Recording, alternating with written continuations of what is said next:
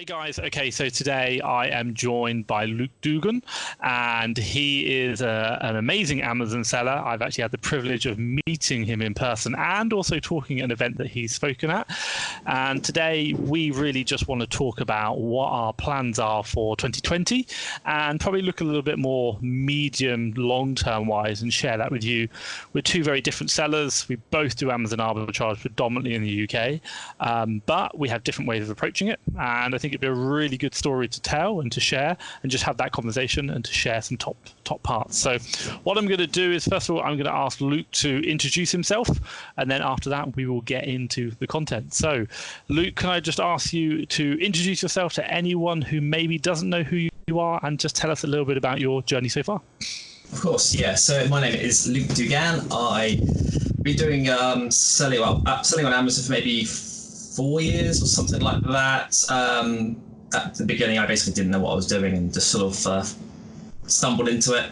But now I actually, I've got my own system together. I know exactly what I'm doing. I have a Facebook group called Mr FBA UK, and yeah, anyone wants to join it, you just go to Facebook and you'll find it there. The big question which I probably want to ask you, probably want to just share today with this video is very much based around, what are your plans for 2020? So let's kind of talk medium term. We're always thinking about Q4. It's now beginning of Q2. What are you doing and what are your plans this year that, you want to share with people, or maybe you share with me and just have a conversation about? It's interesting because obviously since March, obviously the sort of scope on the landscape has changed a bit, yeah. So as much as I want to be planning for Q4 now, I'm not as much. So like, I'm still doing really great. My sales are still great, but there's so many lines that I'm out of stock on.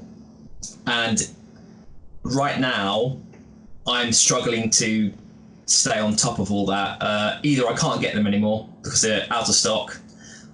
There's quantity limits, or I just can't get enough in because everyone's getting used to buying online now.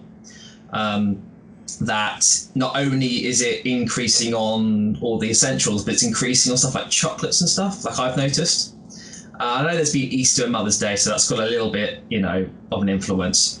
But there's still things that I'm seeing that may not be necessarily essential, but they're still selling more than what I'm used to. And so I'm just trying to get on top of that short term.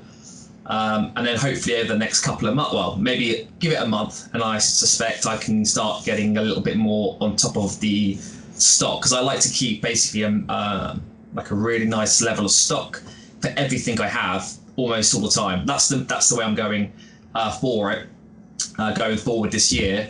And then just building, because the way I have my system and the way that I sell my products, I pretty much sell the same products year in, year out. And therefore, apart from adding through the year, just here and there, or for Q4 essentially, I wanted to start building up those stock levels through the whole year up to Christmas, so that I'm in a position where I don't have to actually go crazy trying to get stock in through October, September, that sort of time. I want to actually prepare as early as I can. Maybe not right away now, because I can't just go ahead and do that with all the restrictions, especially you can't go to the Disney store and load up on anything there because you can't send it in till, well, maybe Monday, or if they extend it. So there's all those little short-term things, but longer term, I just want to be more prepared for Q4, make sure I've got abundant stock levels, because a lot of things do sell out as well at Q4. So even if you can replenish them, there may be a period where you actually are out of stock, and that could, you could lose 10 grand maybe in sales just for a couple of lines, because everyone else is doing it. They can't keep up with demand. So I want to try to get those products in as early as I can, as long as the expiry on maybe some edibles is within the year, just so that I'm able to capture as much of that sort of leakage, I guess I like to call it, as possible, rather than focusing on looking for new leads as such. Interesting. And if I just kind of clarify, if people don't know, maybe watching this later, right now it is April 2020, just started, Q2 started. We are in the middle of Corona. I'm out in Vietnam. I'm on lockdown out here, hence I'm kind of working from home, always work from home. And Luke, I think in the UK as well, you're locked down as well, Corona in the UK? Yeah, I mean, I don't really leave the house anyway, so I've not noticed anything. It's completely sad. Same as me. But it's always been like perfect for me. I'm like, yeah, this is great because like it's no difference. I was preparing for 6 months before, you know. No, I get it. It's good. It's interesting, but it's interesting. Like, you know, the one thing that should kind of take away from you is, I know from looking at, Mr FBA, the Facebook group, this has been like another Q4 for you. It's been really good, but obviously the problem now comes, you just can't get enough stock. So it's really interesting talking about, you're now thinking about Q4 this year, and your biggest problem you're saying is having enough stock in stock over that period, because obviously when Q4 hits, you simply can't buy enough from the suppliers. So your big worry is, if it's got a strong enough, long enough shelf life, I'll then I'd stock up beforehand, and then let it run down. My question to you is, if I kind of put it in perspective, or I'll just try and get an understanding of it, is how much are you looking? When are you looking to start buying that? That kind of preloading, front end loading for Q4. What time of year does that look like for you? Well, I normally say Q1 for me is like a restructuring. Sort of a loose term. Like, I look at everything from the previous year. I start to decide like the direction or how I want to go about the year. I make some money, but I don't focus on trying to make loads of money. I'm not worried about that in Q1. I'm more worried about getting like all of the items I want to sell for the year, sort of that I'm aware of at the current time, together. Looking at like Q4 last year, because what I love about the system I use, everything I sold last year I sell now, or I've got that I want to sell now, and loads of stuff from the year before is still applicable now, and so I can basically use historical data to project the future or whatever. Forget future, but you get what I mean. I use Sellerboard at the moment to get sort of like the figures, how many units I'm selling each month or quarterly, and I'm using a lot of that data to basically just trust in the data enough. Data doesn't take sides, as there's no emotions there. I'm almost thinking I want to get started now. Is the way I want to do it. I almost want to get to the end of September and have the bulk of what I want to sell already there. So that I can keep I can top up, which is fine over Q4, and topping up would probably still be quite a lot going on, because I'm not going to sort of leave any sales on the table or whatever.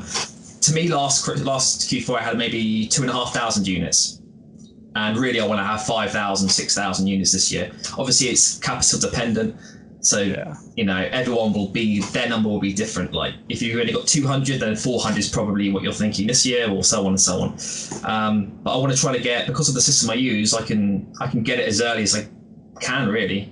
I can sort of just go off that basis and add to it up till Q4. I'll still add to it, try to bolster it, and then just keep on top of it over Q4. But I would like to eventually go to a prep center or do half and half for the Q4 period, just so that I'm able to get it in as fast as I can. Yeah, I certainly understand. And if you don't mind me asking, because you've done a really good YouTube video actually on your numbers over Q4, and what I'll do is I'll actually drop a link to it just up here. So if anyone wants to watch that, you can see Luke on his channel as well, that video. But you're talking about 2,500 units, kind of beginning of Q4. If I'm talking like, what is that, October, I think. I'd say I'll have that. Yeah. And now you're wanting to go to 5,000. So quick question for anyone who may be like watching, just kind of like revenue wise, what did you do top end revenue last year, Q4, in that video that someone wants to watch it? Yeah, the Q4 period was like 136 grand, something like that anyway. But mostly came in December at about 86. Okay. Really, I want to, which is quite dependent on December, to be honest. And I know a lot of people that did well. It was more distributed through the three months, and that's probably because, well, I don't know, but I probably was the problem with when it comes to Q4 is that what do you focus on? Do you focus on lots of toys? Do you do both? And almost there's no right answer, because you never have enough money, or you can never get to, like, there's always more that you always feel that you could have done. So I want to cover a lot of the replenishment, almost like what we're selling now. So all the essentials, I want to have a lot of that, but I want to also then have the Q4 segment of my stock as well. Yeah. So I'm able to almost run two channels to maybe do, like, I don't know, 100 grand December and like maybe like 250 grand over Q4 or something like that. That's the sort of aim I'm looking for. And if I just put it in perspective, because I appreciate people watch these and we talk like 2,500 units. No, that's fine. Hey, and I get it, but a lot of people who kind of watch these YouTube videos will be very much like they're starting out. They're thinking, and when you talk about I need 2,500 units, like that doesn't mean anything, But when you talk about, I'm doing roughly 130k revenue, like that's perspective. That kind of gives you a good idea. And if you don't mind me asking, your stock beforehand. So you said you had 2,500. Sorry, you want it now to be 5,000. Did you, with that 2,500, did you find a lot of stocks went out of line? Lines went out of stock? Or was it like you okay, but you wanted more because you missed some sales? Why the increase to 5,000, I think? It's more, so I found there's a couple of things. So most of the products I sell, I can pretty much go and get this year. Or, I can keep replenishing. So worst case, I can sell them in next year. Like at the back of your mind, it's not, as long as it's not going to expire if it's a food item, like, chocolates or something. So that's always something you can do. But I found that there were a couple of lines that I really wish I could have got like 500 more rather than like 50, I just thought it would just at some point come back on offer. It was more like I always do like a test batch, for Q4. I'll get it in and maybe in September I'll see what the sales are like, because I never 100% trust any software to give me the exact. It's more about actually seeing what it does. So I'll buy 50 of like a toy and try it out, but then there was a couple of lines that basically were out of stock for the full period, but only like maybe five that I can think of that were actually like I could have made some decent money on it. And the only other thing I noticed is on the high sales products, I'm talking 50, 60, 100 a day unit, like products. So they're selling, I can make up 150 sales a day on one item. There were periods where I just couldn't get enough. I'd order 500 in a day in the morning and I could get like 80. But if I had just prepared early enough, maybe a month before, I could have like 1,000 units already, well, that sounds extreme, but I could have 1,500 units or something already, and then be bolstering it. And I would, even if it was out of stock for 2 weeks, I would have enough. Or, that sort of attitude is what I want to go about implementing more this year. Which means obviously I've got to prepare earlier. So question for you, and interesting because you just mentioned it in the fact that you said there were probably like 5 lines that you wish you'd have bought more of. But, I think the question I'd kind of ask anyone, and obviously we're not here to go through like looking at analysing keeper data and all the other metrics in this video. And I'm sure, Luke, you've done loads of those videos where you've looked at your analysis because you're very technical on that. And I do love it. I think they're great. So, what kind of advice or what kind of things do you look at if you're saying I should now buy more of them? Is it just historical data, i.e. it was last year you were selling and this year you want to sell it again? Or is it the fact that there's another metric you're looking at? That helps, of course it does. Like the more years I do, the more Q4s I do, the more I know that next year's Q4 will be better, because I just see what I did. I look where something went wrong and I just go, oh, well, how do I sort that out? And then I'll do it as if it was this coming up for this year, which helps. Obviously, if you haven't got that, I'd always trust the data. So I'd always trust Keeper. So and also with, depending on the category, I'd also roughly gauge like maybe toys 10x, chocolates 10x, so 10 times more at Christmas. Even though the Keeper data obviously doesn't look any different because it's within the category, they're all moving 10x more, meaning the Keeper data looks the same. But it's like trusting, and I wouldn't necessarily in Q4 trust all of the plugins that you use to give you predictions on sales. I would just use like Keeper as a main aspect, and also going off to say, so I'd say toys 10x, chocolates 10x, maybe standard grocery products maybe 2 or 3, but maybe 5 if they're more related to a Christmas aspect, maybe like jams or I don't know, some snacks, or just things that are more related to like parties and that. What else are we missing? Like health and personal care, and that it can be gifts. So there's no exact number. You're always going to have a day where maybe something's out of stock or whatever, and you can't get it, that sort of thing. But it's just about trying to get, basically, almost like what you're doing, and it doesn't matter what happens. You're just acting off something you've already planned. Okay, and I think that's really interesting, and I think from me to you, that's really insightful into kind of looking at what you're going to be doing in Q4 now in Q2. But obviously we're a long way away, and hopefully Corona's going to be finished. Like the bulk of it's going to be over next month. Luke, you're going to be stocking up. So if we say potentially May, June, you're starting to stock up. And then come end of September, you're starting really thinking about, let's get all my stocking ready for Q4. That's still quite a big window. What are you looking to do, in your business between those two periods? Apart from obviously what we've spoken about, every year I like to build up my replenishable system more and more and more to complement what I've already got for next Q4. Not only am I going to improve on the Q4 with what I know from my previous, but I want to obviously add extra lines in that I wasn't aware of at the time. And I always say that just adding one or two extra things here and there a week, you might find one new product a week, and everyone's like, oh, it's just one product, but if you add that up every single week, and then you obviously compound it with Q4, that's 52 extra leads, and you could be doing 100 to 400 units a month, and you've done an extra 20-30 grand each month just by finding the odd lead. And it's about progressively building that up to improve, and also look at other areas maybe that I always think everyone focuses on just buying leads or looking for buying new leads, and they're always analysing deals. I found a great product, that sort of, and everyone gets excited. They find a great product and they're like, yes. But I like to almost also look at don't just focus on that side. You want to focus on what you already got and how you can improve what you've already got, so your sort of core structure of the business is better. Because obviously once you bought a product and you trust in the product, it's almost very minimal work that you've got to do with it.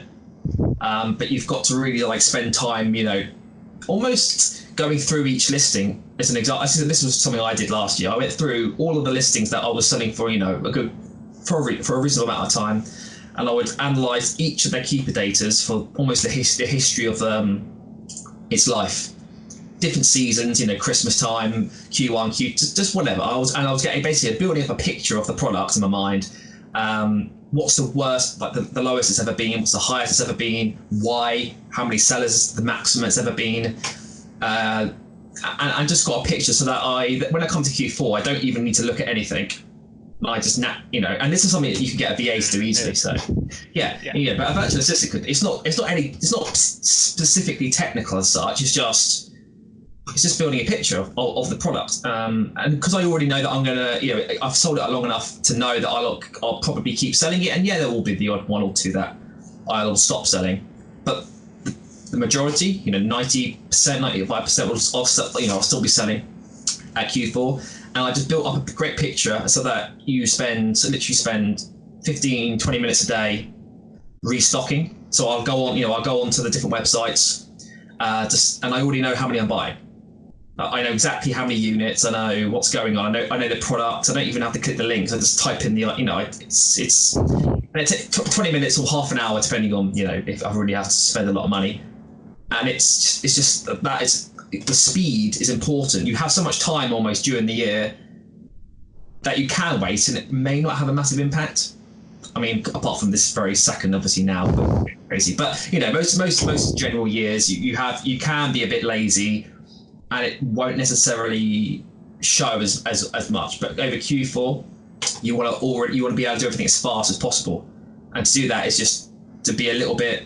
I know it's boring looking at all that data and stuff, but it's more about if you don't want to make money and you don't really care, then don't make money, and don't, or if you want to actually be proactive and try to build your business and do it that way. So you almost don't have to look at the product as such. I did an example yesterday. I was recording a video, and I went to a very similar product, same sort of, there's no reason why you wouldn't buy one over the other. It's just that you probably found one first over the other. The keeper data looks almost identical, and therefore I know, but because I understand the first product, because of all the analysis I've done and sort of built up the history in my mind, I can straight away look at this other product and I know exactly what to do, and I don't even have to really analyze the deals. All I've got to check is it profitable at the price, and that's basically it. and it's just about 2 second look on keeper. I look at the 3 month, look at the year. Maybe I go over a year if it's got a massive history, just because I'm curious. But normally up to a year is what I look at, or maybe a year and a half, just to make sure there's like 2 Q4s, just so I can get a little bit more per read. And then I know, okay, 50, I'll buy 50. Where a lot of people might go, oh, let's try it out with 6, or 10. They just try it out. And I do that at times, but I don't have a massive. If it's a newer product, and but the older it is, the more I'm able to use that. And that's not even with the same product. That's for something else. But yeah. The one thing which I probably just ask you, and I think the reason I'm asking you is because I know the answer, is Q4 or December last year, you did over £80,000 in revenue. If you don't mind me asking, roughly how many products did you have on sale? How many different SKUs did you have roughly Aces, at that one time? Aces at that one time. No, I don't know exactly, but I think it must be between probably like 150 to 200. It could have been 250. It could have been up to 250 at any time. But I mean, I probably wasn't in stock on every single item So any live ASINs, maybe 150. Let's say average of 200. And to put it in perspective, to do £83,000 worth of revenue, roughly £80,000 worth of revenue on even 200 lines is really good, like really, really good. The one reason I kind of just highlight about that is we all get caught up going, oh, possible deal, I'll buy 2 or 3. And actually, that just takes time. Buying 2 or 3 or 10 just takes time. And actually, and I know it, and you know it as well, and you just talked about it there, is about buying 50s. Buying 100, buying 200. It's being able to buy the bulk and then just knowing they're going to sell. And it's that, because all that is one transaction, but just a lot deeper. You're going deep on one line. Good thing I just thought of something. So another cool thing that I quite like is that, which I only really started looking at last Q4, because I was buying such a high amount of volume at times. What I would do is I would look, so it's a very popular product, and the number of sellers was obviously fluctuating a lot.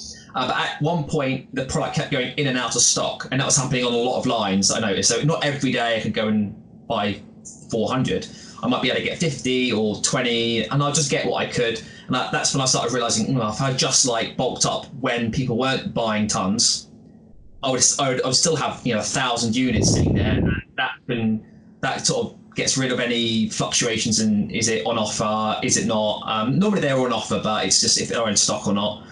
And what I was able to do is, if the product was doing that, then obviously the number of sellers drops because not as many people are able to buy it because it keeps going out of stock.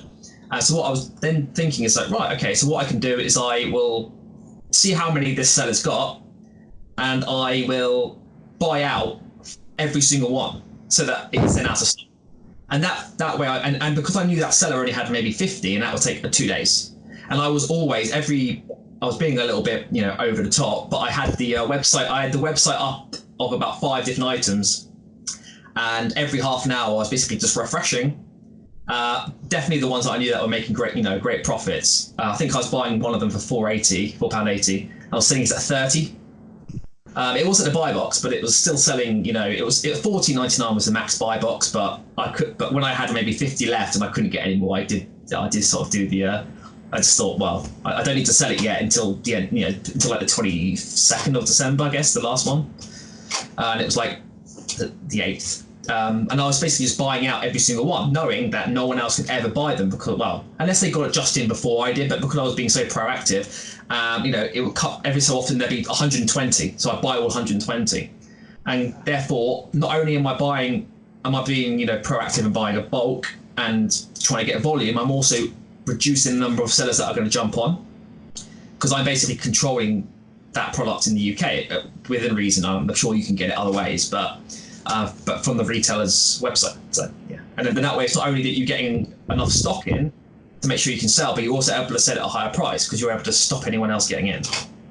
And it's really interesting. The thing you just made me think about was, when we look at our Amazon businesses, we think about when I talk to people, it's, let's say for example you're working a 40-hour week, you want to be doing 30 hours a week of sourcing, for example, and it's really interesting. It's everyone's like source, and I get that, but you need to make your existing systems as efficient as possible.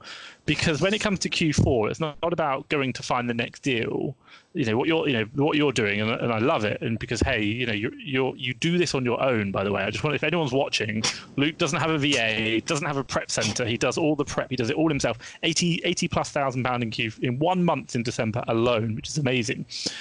But the fact is, you're not going out there searching for all these new deals, sourcing. You're spending all that time everyone else is sourcing, literally waiting for that page to reload with stock on it and to buy the same stock you've already got. And it's roughly 200 lines, maybe the top 50 are the ones you want to keep buying. And you're just sitting there, refresh. I mean, it's a bit boring, but like, it's only for a short, it's not like every single month of the year, it's just for 6 weeks maybe, when I know that the sales are going crazy, maybe the end of November to the 20th of December, or even a bit less than that. Maybe that just from, the last week of November, that's when it starts to really be.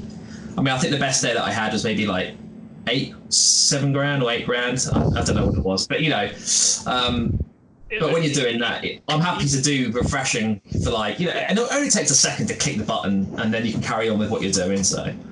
And hey, even if you're like, with that volume of money, there's no reason why you couldn't hire 2 VAs to literally do the refreshing for you, and then just literally send you a quick message. I've added it into a basket for you. Go buy it, and done. Cool.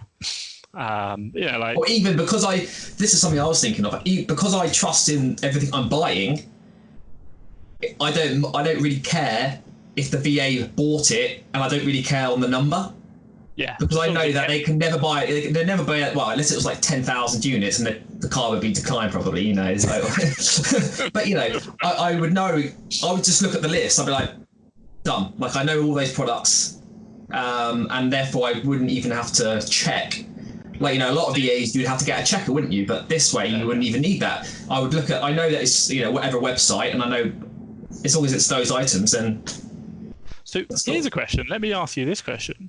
Do you think this year you might get a VA to do that for you? Like we've just literally said, there's a possible opportunity there for you to 1 or 2 VAs. They have a credit card like an Amex, the charge card, which is unlimited. You just give them a maximum and say, I want that amount ordered every day. If you can get it, get it. Your job is literally to sit there and just keep refreshing these 20 pages or 200 pages. If you get it, buy it. Yeah, you could do that. I don't know. As in, I would. This is not. I'm not going to be doing this forever. Let's say it costs me £2,000 a month for prep. Yeah. That's just. I know it's probably not going to be that every month, but that's just sort of put that rough number.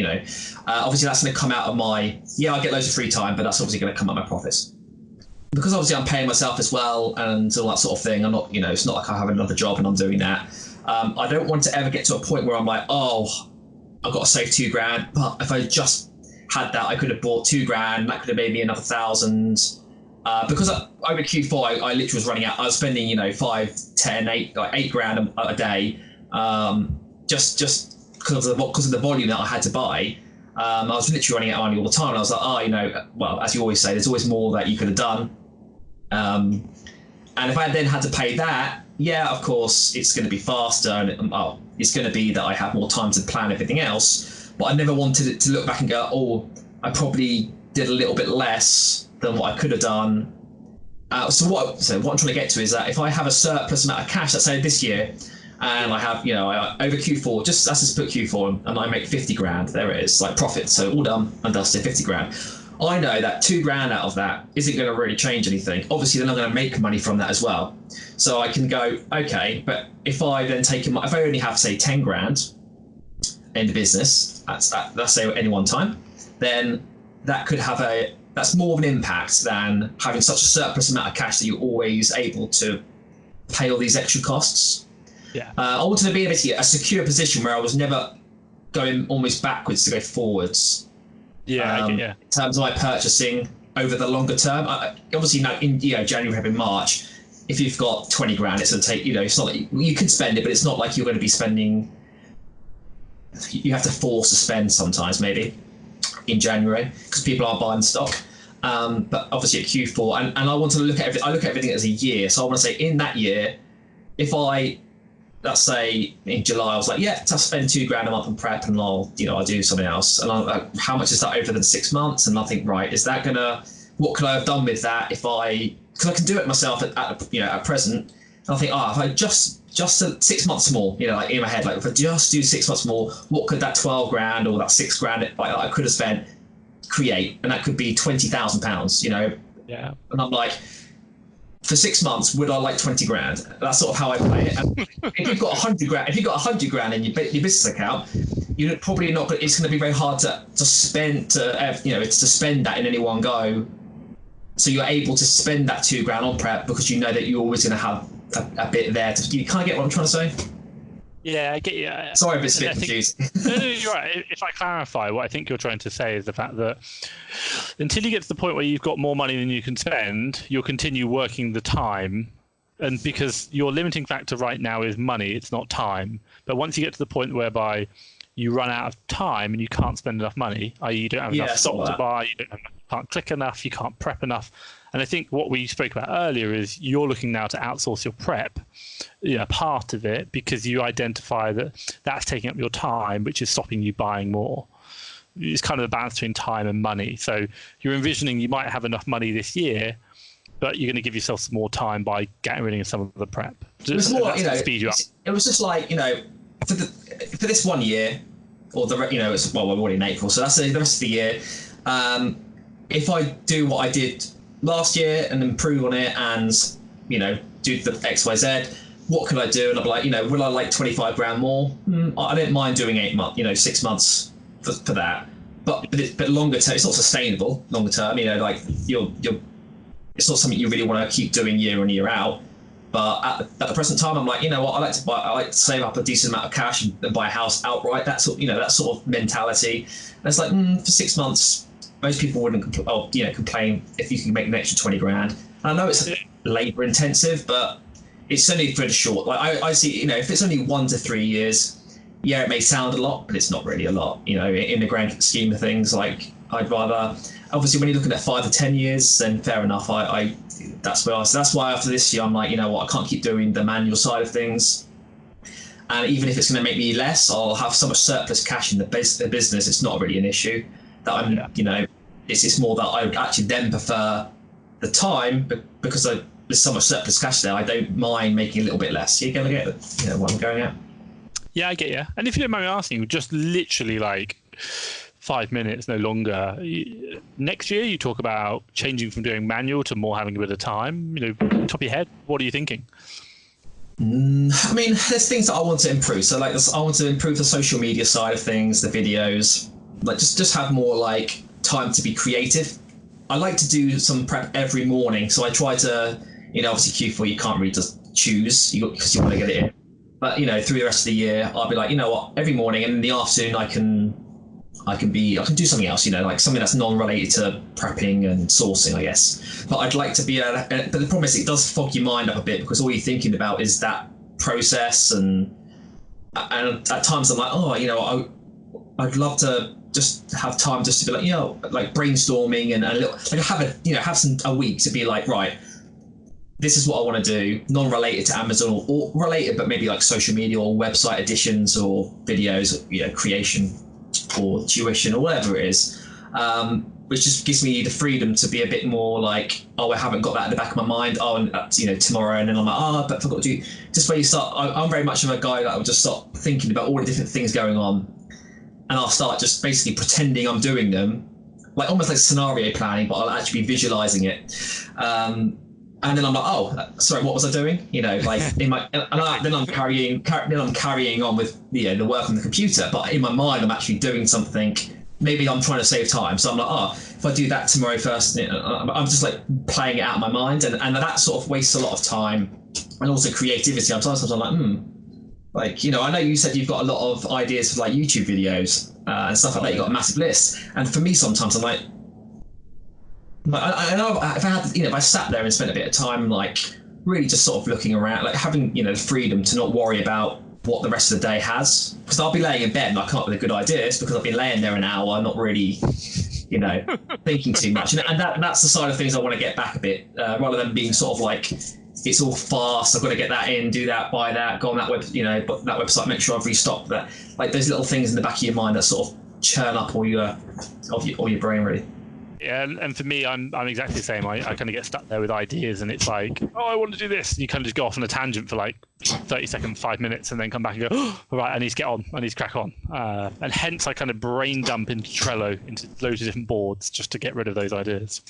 Okay, so that's really interesting. And I think, you talked a bit about Christmas, Q4, what you're doing then. You talked a bit about, building up those 1 or 2 replenishable lines every single month or every single week, sorry. That's going to be 52 in a year, which is massive.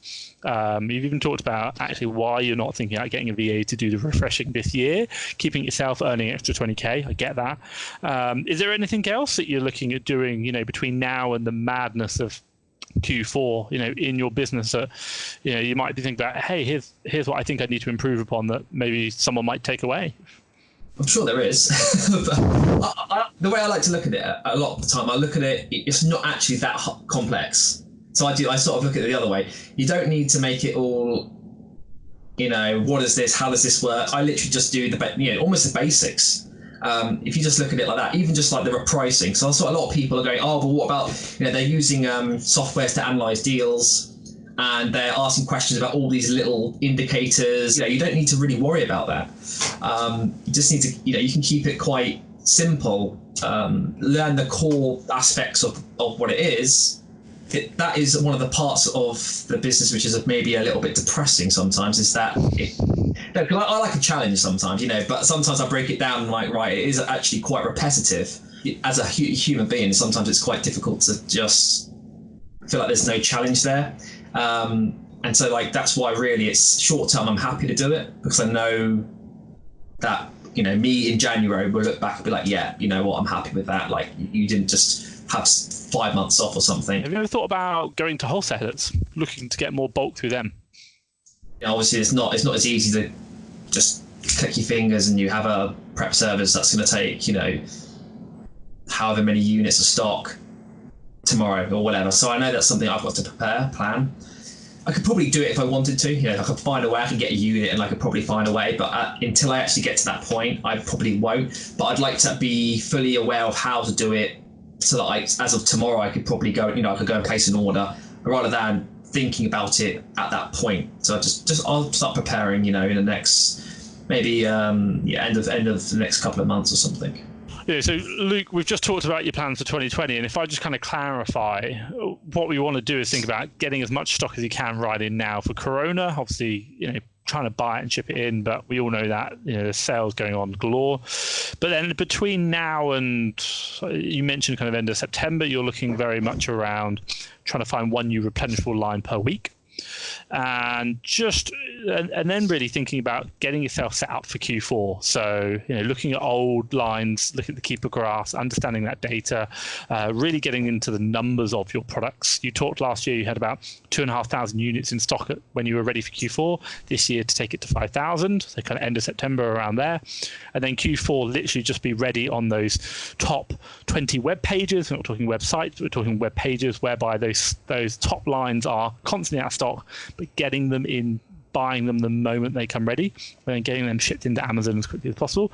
Aiming for, what kind of figure are you aiming for in December Q4? 80 plus this year? I mean, if I don't do over 100, I'll probably just be disappointed. I actually would be upset. I mean, I know it's not necessarily like the number, because obviously profit could be minus. You could have to pay VAT, so it could be anything.